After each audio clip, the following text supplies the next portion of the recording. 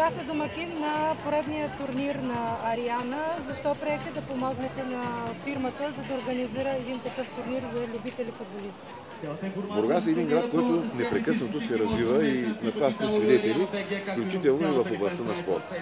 Искам да ви кажа, че историята на Бургас е тясно свързана с спорта, който е свързан с високи постижения, но и с масовия спорт, защото ти не можеш да имаш високи постижения, ако не се разчита на детско-юношески школи или на любителския спорт, както е в случая.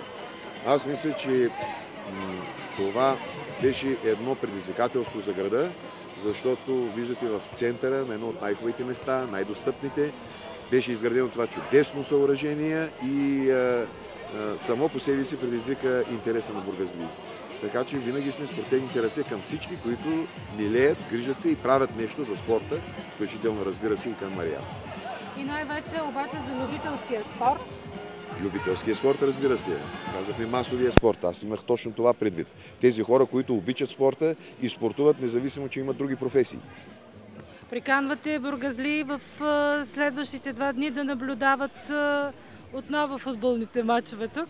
Естествено, аз мисля, че направихме необходимото, за да разгласим това. То стои на сайта на общината, а имаме и местните медиа непрекъснато разпространяват информация относно предстоящото събитие, на което ги каня да дойдат да, както се казва, да подишат глътка чист въздух от спорта и, разбира се, да опитат по една глътка от разкошната бира на Ариана.